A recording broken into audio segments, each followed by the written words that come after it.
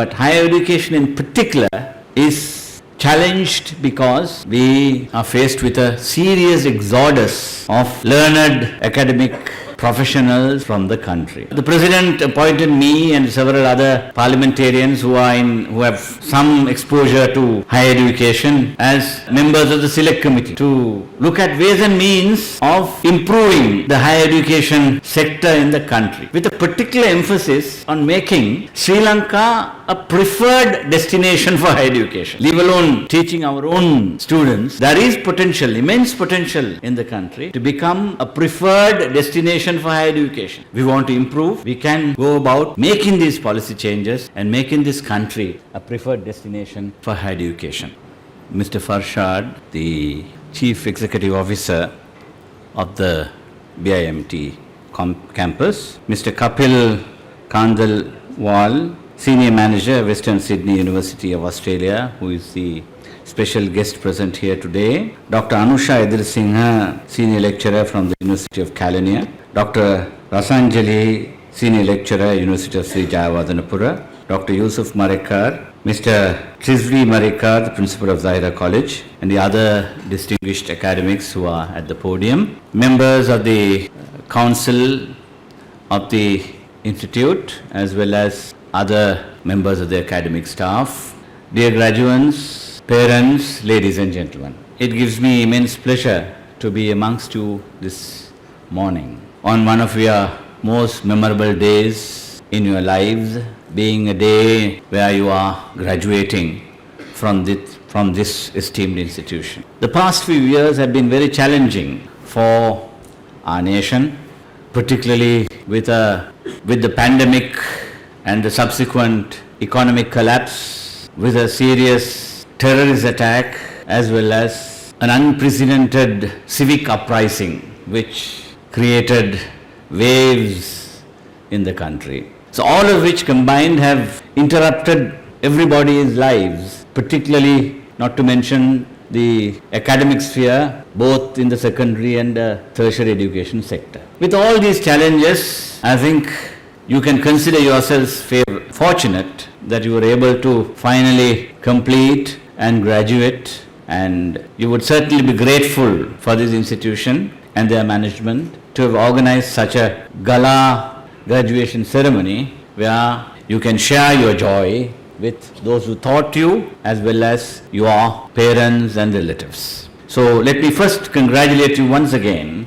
on your achievements. Now briefly to talk about the higher education scene. There are very senior academics here present. Right now, the country is facing unprecedented challenges in many fields, not to mention higher education alone. But higher education in particular is challenged because we are faced with a serious exodus of learned academic professionals from the country. So this type of brain drain is going to be a serious challenge which has to be addressed by the government, and hopefully there are many academics who are looking forward to a salary raise, and we saw the protests on the streets by the academic fraternity of many universities in the last few days, particularly because of the burden of the tax structure that has suddenly had a massive impact on all their earnings. As a result, we are faced with a serious brain drain situation in the country. Today in the morning, when I read one of the Sunday papers, there is a middle page article about just one area alone, in the area of medicine. Our hospitals are faced with such challenges where there is a serious shortage of all types of specialists. Anesthetists are in short supply in hundreds.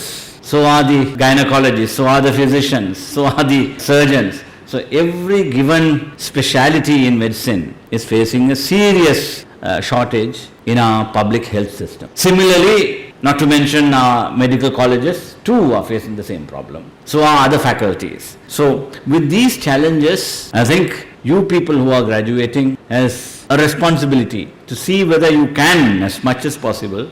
I know most of you are in the accounting field, since the academic courses currently produced by this institution is specializing in that area alone.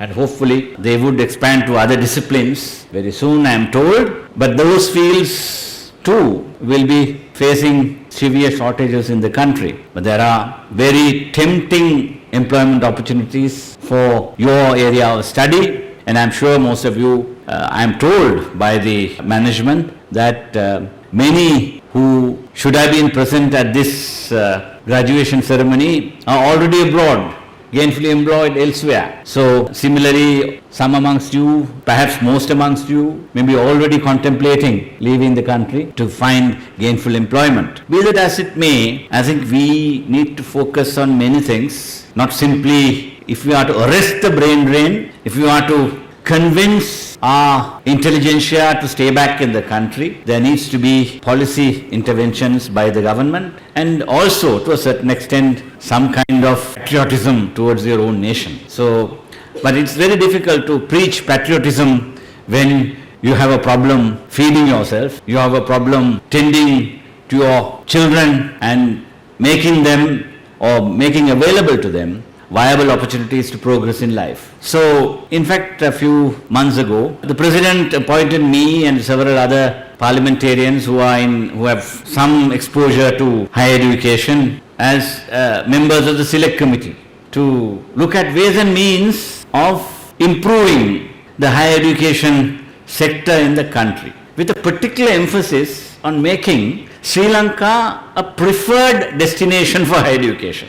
Leave alone teaching our own students, there is potential, immense potential in the country to become a preferred destination for higher education. As much as Australia is sought out as a preferred destination for higher education, and many other countries, Sri Lanka too has the potential. But then we need to have proper policy framework that would make it an attractive option for students from elsewhere to come here to pursue higher education. So we have, after a detailed study, have suggested many changes in our secondary and higher education sectors to make this a viable destination for higher education. But that's going beyond the challenges that we are currently facing. We are finding it difficult to retain our own academic staff. We are talking about attracting students from abroad to study in our university system. That is where we feel that our own state university system alone can't cope with this challenge. Now, when I was minister, I realized, I'm sure the learned professors here will also agree, that the University Grants Commission requires every university to keep a 4% intake available for foreign students. But hardly any university does anything to attract any foreign students. Now, if you just take one discipline, medicine, most of our universities have very well-established medical faculties. As a matter of fact, the Colombo Medical Faculty was a forerunner to the university system in the country. Even before universities began to be established, Colombo Medical Faculty was established. And that is how the Colombo University finally became a university, because it was first set up as a medical faculty by our Canolian masters, the British. So I called all the deans of the medical faculties when I was Minister of Higher Education and told them, now you set the example, you allocate a few seats for foreign students. I'll make sure that from our neighboring countries, those students will come and take those slots. Only the Colombo Medical Faculty obliged, and with about 10 slots available, I went to Maldives, and Maldives was ever ready to take up the 10 slots. So these are the challenges we have. If we do open out, we do have the potential. But now, with so many students knocking on the doors of our universities, we have roughly about almost 175,000 who qualify to enter university from this country, but we are barely able to cater to about 40 to 45,000 in our entire university, state university system. So that is why campuses like the BIMT and variety of other affiliated university colleges have been set up all over the country. So there is immense potential. Now we are examining the ways and means of how to try and improve the conditions in this country to make available courses of study for people, for the children, who are falling out of the state university system to try and gain their higher education. And also to a certain extent arrest not only the brain drain on the one side, arrest the flow of foreign exchange out of the country, which is another important challenge that the government is facing today. So in order to facilitate all this, we have detailed out a very descriptive program to introduce reforms in the higher education sector. Hopefully the President will try and implement. Recently I was at Royal College Colombo, which was my school, where we celebrated 100 years of the college shifting to the current premises at Reed Avenue, where His Excellency the President, who himself is an old boy, was present as the chief guest. While discussing with him during the refreshments break, he was telling me, Rauf, why don't we look at how we can bring together some of the old boys networks of all these prominent schools and allow them to set up a university.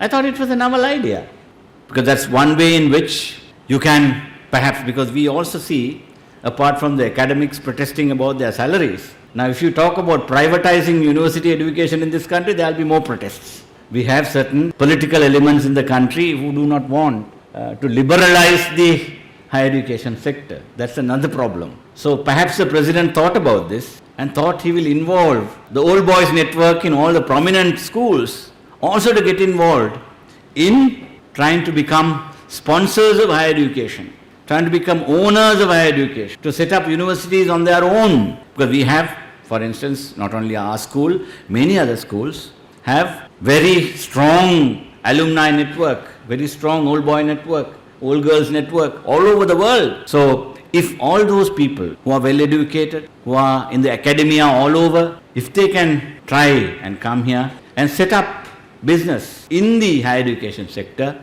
we can fill that gap. But of course that needs a lot of policy change, policy interventions, including our land policy. In fact, I have told our President that we have to look at countries like Malaysia, where they have decided if you are a Ivy League university from any country, if you are among the top few universities, you are virtually given land on lease for 99 years and beyond at a very, very nominal rate. So this is something that we can do. We have plenty of land in the country.